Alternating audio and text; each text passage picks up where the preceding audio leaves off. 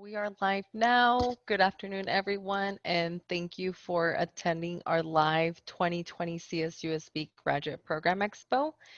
My name is Jacqueline Aguayo, and I am the event coordinator for the Career Center, along with my colleague John Paul Hernandez. He is our employer relations specialist for the Career Center.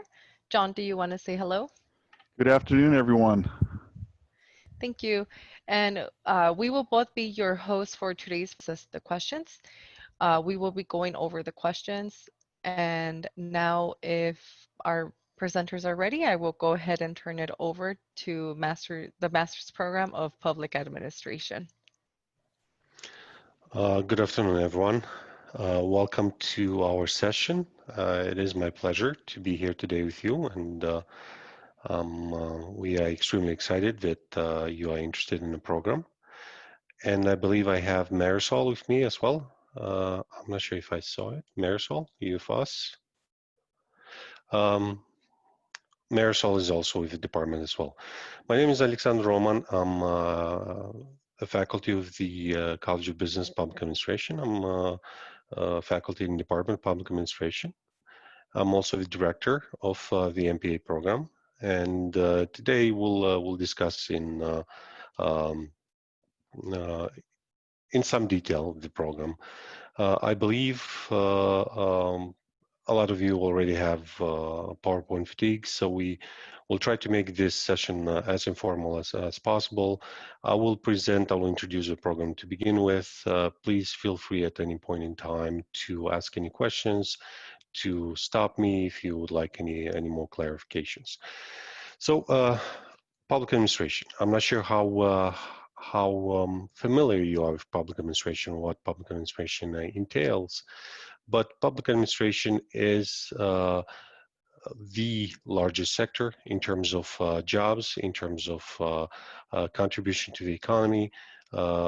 Public organizations and public agencies and nonprofit agencies employ over 30 million individuals. It depends at what point in time you measure it, but it is the largest employer, and it has the largest contribution to the economy.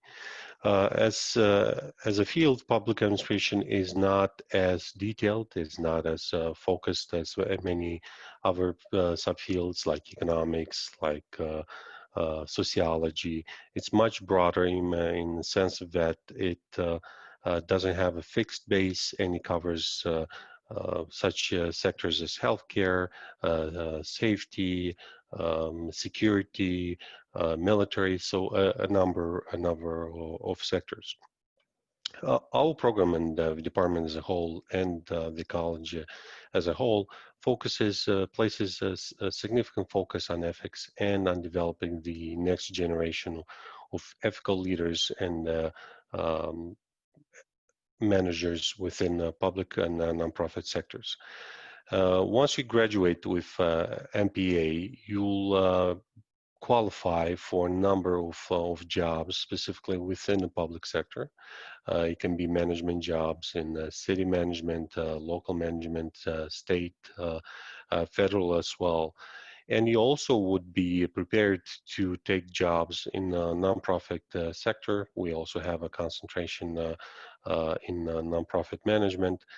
And there's also the possibility you could be employed in the private sector. A number of firms increasingly are looking for individuals and for students who are able to work with the private sector, and as such, they would offer jobs to students who graduated with an MPA. Specifically regarding the MPA program at Cal State San Bernardino with Jack H. Brown College of Business Public Administration,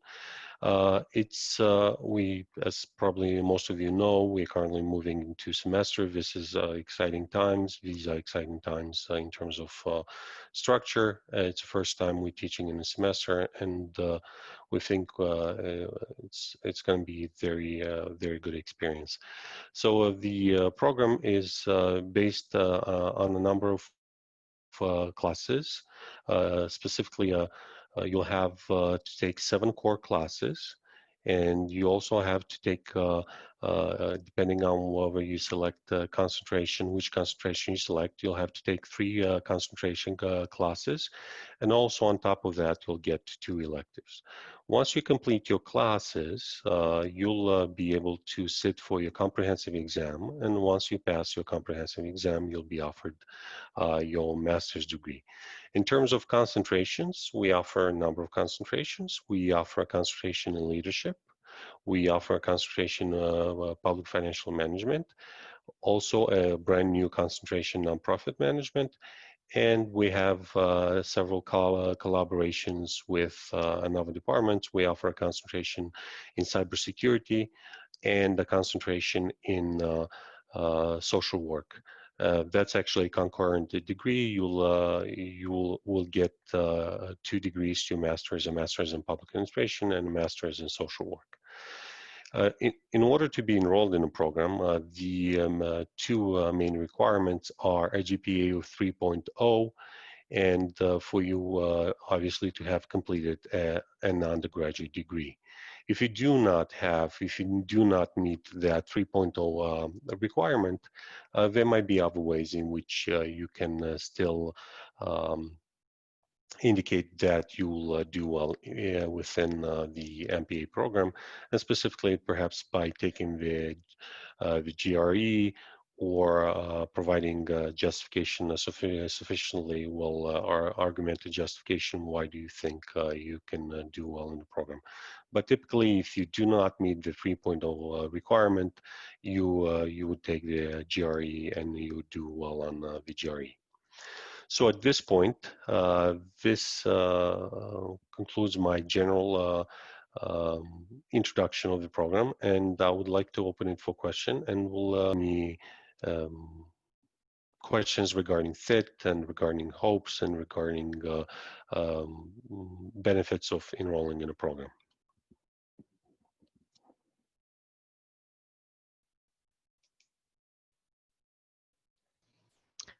Perfect. Thank you very much. So yes, please, if you guys have any questions, I see one question come in right now. Um, if you, Alexandra, if you can please go over the available concentrations one more time. Mm-hmm. Yes. So we have 3 within department concentrations, and we have 2 external concentrations.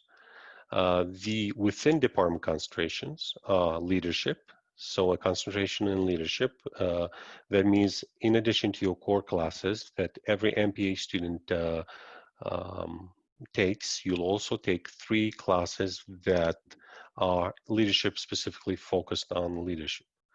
And once you graduate, you'll have an MPA with a concentration in leadership. A second concentration is financial management.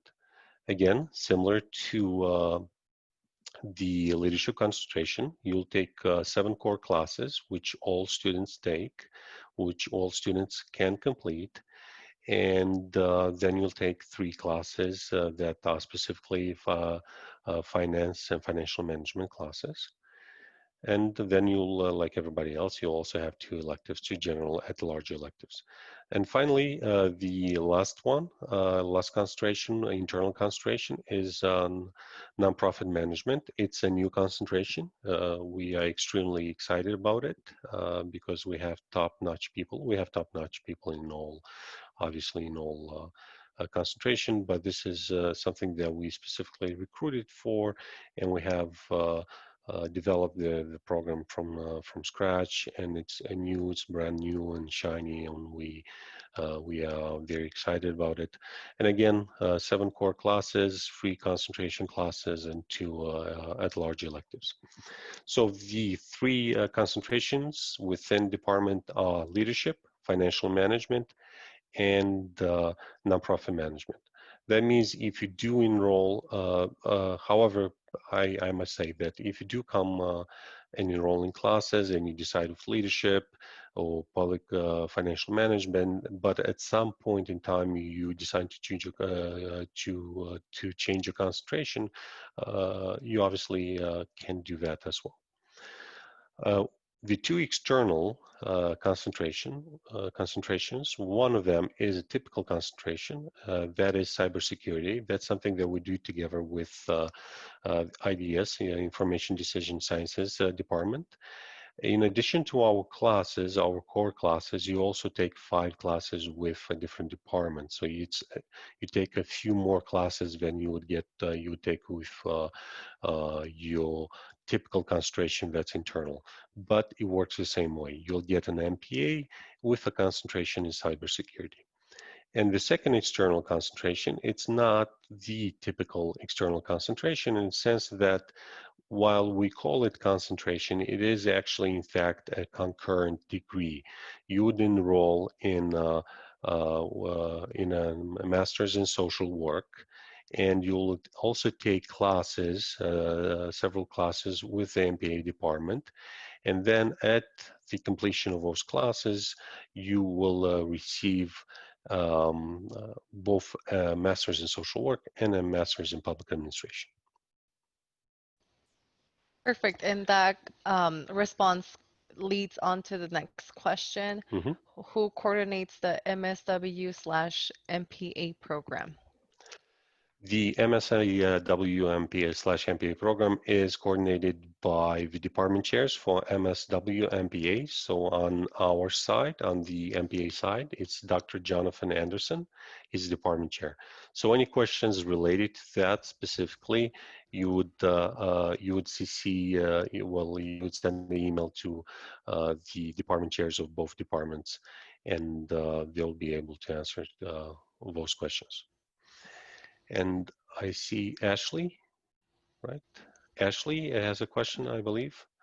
Yes. Uh, go Um, ahead. You want to read it? Go ahead. sure. Yeah. So Thank you. Ashley's question is, if I am a transfer student and my overall GPA as of right now is a 2.7 but a 3.5 at CSUSB, can I still apply? It depends. So that's a very good question. So it depends. It depends on a number of things. Yes, you definitely. So short answer before I go into detailed explanation. Yes, you still certainly can still apply. There are several ways. We don't, for purposes of admission, we look at your last 90 units. So we calculate your GPA for the last 90 units. So if that's still the case that your GPA is below 3.0, there are a number of things that you could, potentially can do. You can potentially take some additional classes to pick up your GPA. You also can take the GRE to show that you will be able to complete graduate level work. And you can also, when you submit, you will be expected, you'll be asked to write a statement and a statement of purpose or admission statement. And in that letter, you would provide an explanation why do you believe that your undergraduate GPA may not be representative of your abilities. Things happen, right? Individuals mature, and sometimes in our undergraduate studies, we have our responsibilities, work, family, sometimes we have a crisis. So things happen that can explain our below potential GPA at during the undergraduate. And if you provide a strong enough explanation and the most recent coursework does support your explanation and your performance, then you might there might be an exception and you may be admitted. But again, that's on case by case basis, and it comes down to a decision made by the department chair and the program coordinator and the program director. So at that point, we'll have to make a decision whether it's a good idea to admit, only because it's not only about admitting students, it's also making sure that students who are not prepared, rather than struggling through the program then dropping off, it's better to ensure that they take a little bit more time, they get ready, and then they come into the program. Perfect. Thank you so much. And then another question kind of that ties into this. I do want to mention that our last session from 4 to 5, we are going to have the MSW, which is Master of Social Work. If you are interested of the MPA and the MSW, it is a concurrent degree. I believe in that session they will be touching more information about specifics on the concurrent degree, which is I have another question about that. What's the program called to obtain a master's in public administration and social work at the same time? So it is how Alexandru mentioned, it is the concurrent degree for the MSW and the MPA. And I also believe a good question would be, what is the difference from the MPA, which is the Masters of Public Administration, to the MBA, Masters of Business Administration? Excellent question. It used to be that the difference was significant, and to a certain extent, the difference is still significant. However, the lines are becoming blurred as the lines between the private sector and public sector are becoming blurry as well. So there's a significantly more overlay between the sectors and the nonprofit sector as well. So the three major sectors of the economy at some point they do overlay and overlap. And the main difference is that MBA is focusing primarily on a private side, on the operation of a firm, on strategy, on supply chain management and accounting and marketing. So whatever direction or whatever subfield of a business world, that's what the MBA focuses on. So when you complete an MBA, you'll take general courses in marketing, you'll take general courses in accounting, in finance, and so forth, so on. The MPA, it's very similar to the MBA. The focus is different. So the MPA focuses on the public side. So it focuses on government, it focuses on nonprofits, it focuses on operations and anything that's related to governance, such as elections, administrating policy, and all that is related to that. So when you take when you complete an MPA, you will take classes also in finance, but that will not be in private finance. That will not be in corporate finance. That will be in public finance. That will be in budgeting. You'll also take leadership courses, and they will be very similar to the leadership courses you would take in an you'll complete an MBA, with the exception that mostly the MBA leadership courses will be focused on increasing performance and productivity, while the public MBA leadership courses will focus significantly on rules, regulations, ethics, and public service. And also, you'll take in addition to that, you'll take theory courses and nonprofit related courses as well. So to sum it up, the difference is just a matter of focus. So you are still taught to a large extent the similar skills, just they are focused one side, it's on a private, on firms and corporate governance, while on the other side is mainly public and nonprofit governance. Perfect. Thank you so much for describing the difference from what each one may be. I know that that can be a common question for well, what's the difference from the public and the business side? One is pretty much how you mentioned public, and then the other one's to the private sector. Another question that I think it would be very beneficial is that, let's just say if we have a student who completed their undergrad degree and um, like maybe in the College of Education, like it's outside of the Mhm. field of business, would a student be eligible to apply for the MPA even if they don't Yes. have like the background theory of the public administration side? Yes, that's correct. So you The nature of your undergraduate degree, as long as it is from an accredited university, it's not does not significantly weigh into the decision, admission decision. If you're not, uh, um, mm, let's say, if there are certain dimensions that perhaps you're not prepared for, and you'll be asked to take additional courses just to make sure that you are meeting the requirements or prerequisite. So if you, for instance, if you did not have the opportunity to take any government related courses, for instance, specifically American government courses, then you might be asked to take those courses. Or perhaps you did not have any undergraduate statistic courses, you might be asked to do that as well, just to make sure that you meet the requirements. But for the most part, the nature of the undergraduate does not dictate whether you will be admitted or not. It's mostly your performance, your GPA, and your potential to perform at a high level within our graduate program. Perfect, thank you. And then I have a question from Pablo. Pablo's asking if you can provide a rough estimation of the tuition for the MPA program. It's roughly depends. There might be a difference of a few $100s, depending on whether you take most of your classes online, which might be the case now because there's an additional technology-related fee for online courses.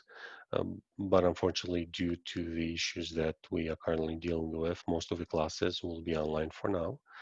And there will also be a bit of financial difference based on whether based on the number of courses you take every semester. But we have an exact breakdown on our website, so you can visit the website and see the exact breakdown.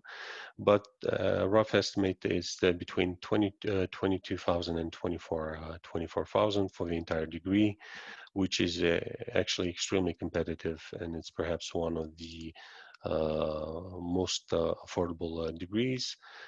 It also is one of based on our research is one of the best value for the money degree that you can get, MPA specifically, which is evidenced by the rankings that we have.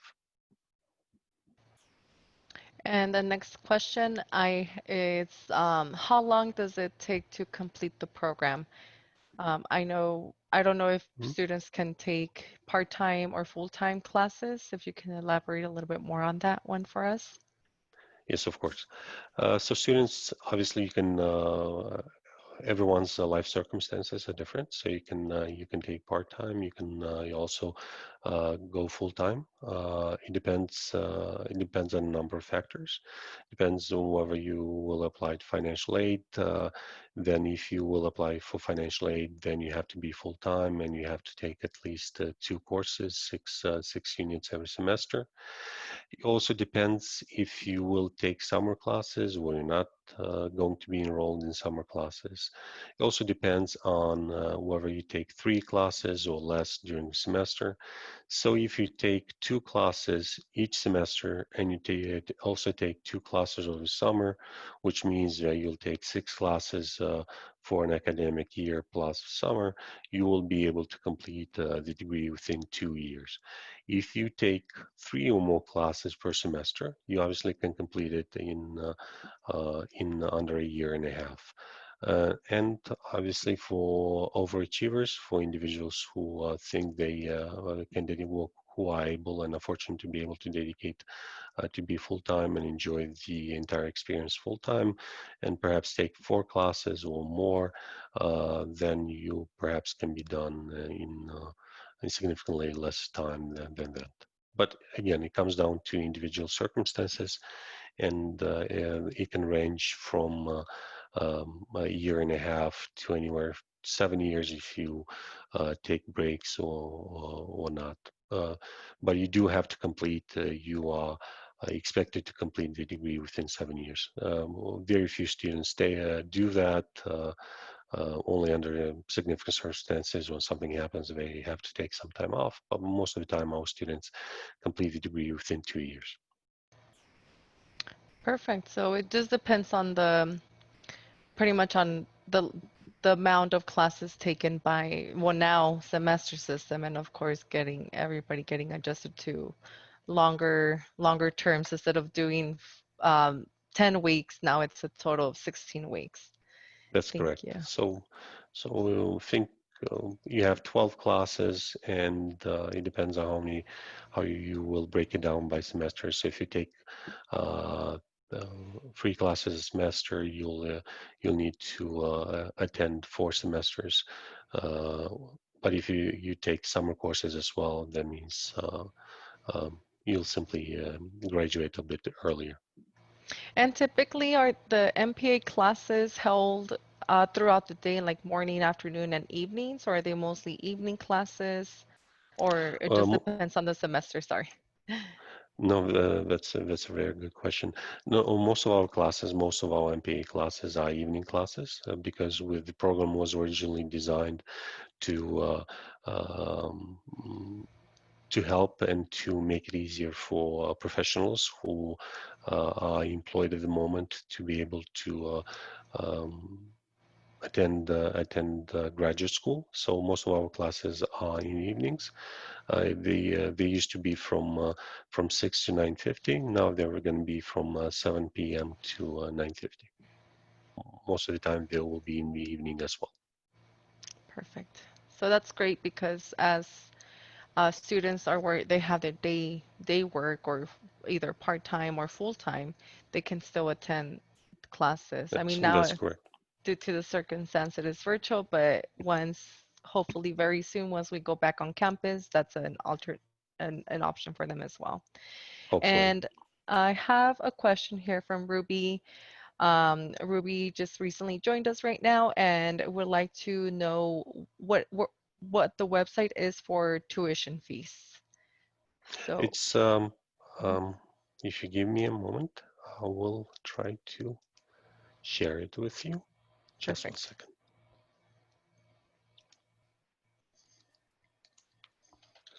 Do we have any other questions? Meanwhile, In the while meantime, I bring up in the yes. meantime. The next Mhm. question I have is where can we take summer classes for a grad program? Can it be at a community college? Um, I'm not sure if I understand the question correctly. If I the summer classes for the program will be offered by us as well. So you do not have to attend a different university to take the classes. If you do prefer to take other classes and transfer them into the program, you can do that as well. You can transfer some credits to the program. It depends, obviously, they fit the expectations. But if you do want to take summer classes, the program, we will offer those classes in the summer, so you don't actually have to attend a different university.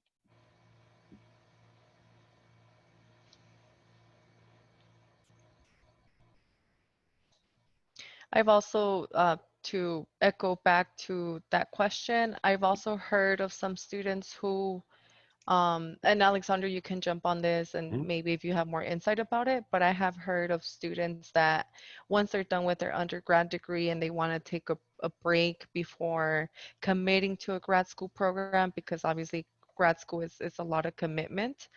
Mhm. Um, they take one class in the community college level and they kind of try to do that so they can still stay on school mode so they're not like completely out of school, and then once they're ready to apply for that graduate program of their choice, um, I believe those classes taken in the community college, since it is accredited, they can transfer, pretty much Yes. follow them once they Yes. go to a grad school program. Yes, they do have to meet certain requirements. Yes, that's correct. They do have to be graduate courses, and they must not be used for meeting the requirements for an undergraduate degree. So yes, in that case, they can be transferred. Obviously, they can be substituted to for certain electives. They, in some rare cases, they can be substituted for some core classes if there's significant overlap between the materials that are being taught in the two courses. So yes, thank you for that. Yeah, that's a number of students are indeed doing that. Um, but as I said, I wasn't sure I understood the question correctly.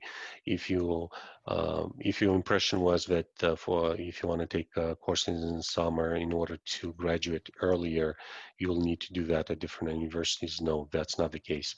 The department will offer a select number of courses in the summer, which you can take in the summer to complete the requirements towards your MPA degree. And Perfect. as I promised, you should be able to see the website in front of you. And here's the breakdown that I discussed. So it depends, again, um, depending on, you see, if you only take one class at a time, it actually ends up costing you significantly more. Two classes at a time, and the number of semesters that you'll need in order to complete it, and how much will cost the program. And if you take 3 classes at a time, um, you'll complete it in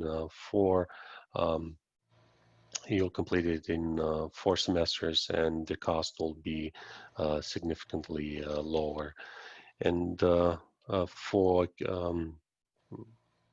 there's, as I said, there's for California residents taking online courses, there's a $135 fee per unit. Um, And if you have obviously any other financial related questions, such as financial aid, student loan forgiveness, all that information is available on our website.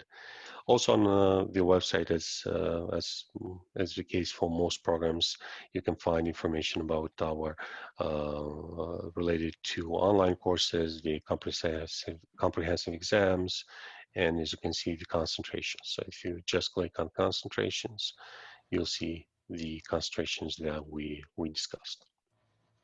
Perfect. And then I did just share that link that you had on the screen. So if anybody who's interested, you can just click on the link on the chat and it should be Excellent. able to redirect you there. Next Thank you. question I have here, of course, next question I have here is, have any of the graduate students in the new cohort deferred starting the program due to the pandemic? Mm. Uh, it's the question actually has 2 parts. So uh, we also use a cohort model. A cohort model refers to individuals who take classes together. Usually these are professionals who already are employed with counties. So we have the County of San Bernardino, Riverside counties, and some individuals in Orange County. Uh, we create a cohort, and these professionals, they take the same classes together and they move through the program together. But we also have our typical graduate students who enroll classes and take classes as they find fit and as they find to be fitting with their program. Uh, do we know of any students that decided to take a break? Not to my best knowledge. No, I do not know of any of such students.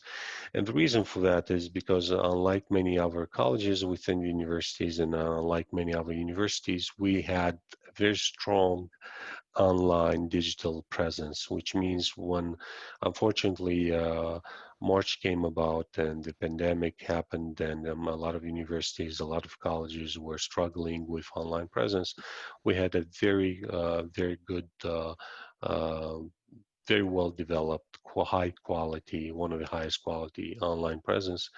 And it was the transition for us was very easy, and the transition for our students was very easy. A number of our students were already taking a mix of classes, and so fortunately, we're very happy with that. The unfortunate situation of pandemic hasn't really influenced the prospects of our students graduating, or drops in quality of instructions, or anything of that sort. Perfect. Thank you. And then I have two other questions here. Mhm. I have, what would be the tuition to take summer courses? Would that information be on that website that you had momentarily? Or, That information will not be there because summer okay, courses are offered through a different college, still offered through the university. It's still it's offered by the College of Extended Learning and Education, and Extended Learning and Global Education. And the cost for the classes will be similar, if not the same. There might be some differences. I believe uh, minor differences. The only difference would be in terms of qualifications for financial aid, but those questions will have to be directly asked of CG, College of Extended Global Education. Uh, but the difference in cost should not be significant. perfect. And then here, for my last question, if anybody else has more questions, please feel free to drop them in the Q&A function. And it is, what is the application date period? And are admissions rolling? Yes, admissions are rolling, which means you can apply at any time. We will consider the application. Also due to the pandemic, we'll potentially even push back the date a little bit just to make sure that we give sufficient time. So, for instance, we rolled the date back in the summer to July 31st, and any point at any point in time when you feel like you have made a decision and you have chosen us, simply send us an email and see if we can admit you, and then you can go through the application process. Perfect. Thank you. All my questions are cleared on the Q&A chat function. I, uh, Alexandra, I don't know if you have any last minute remarks before we conclude and I start wrapping this session up. Sure. Uh, Again, we are very excited about your interest in the program. I think obviously we are biased. It's our program and we love it. It is objectively, it is one of the best programs in California. It's certainly one of the best value for the money in terms of tuition and in terms of quality of instruction. We have absolutely wonderful faculty that do great research, and we are very supportive. And they've developed with the faculty and students have developed a number of long-lasting mentorship type relationships. We are heavily involved in the community, and we do care about ethics, about inclusivity, about making a difference. We do genuinely care about our students and about placing our students.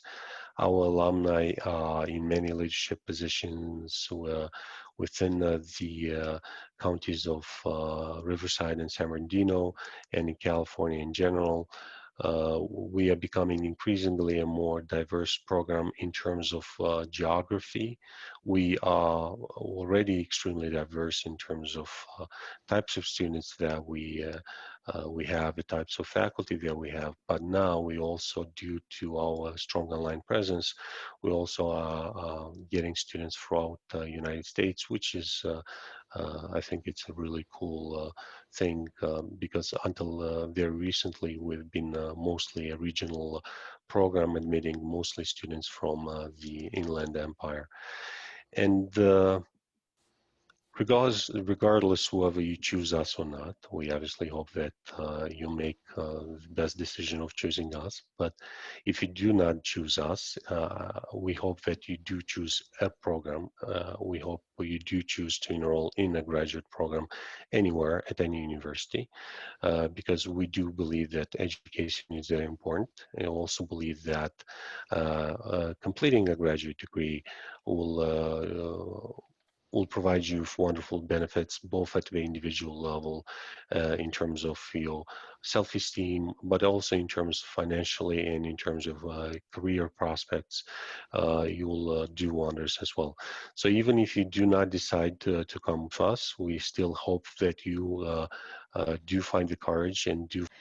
Right now, with what you just shared, the public administration program, it it has good benefits as far as the working in the public, as well as not having to come from a specific background in your undergrad degree as well, and then of course having the tuition assistance for financial aid, and then also you get to take the classes in the evening time. So like that students who are attending this program, they can still have their job and family obligations as well. So thank you so much for Alexandru That's right.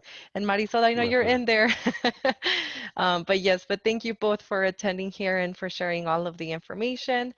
And again, great questions, everyone. Thank you, everyone, for participating. And of course, we want to thank our representatives from the Master's Program of Public Administration. And Thank you. before anyone leaves the session, this goes to our attendees. I want to share to please complete our survey by scanning the QR code on the screen. Your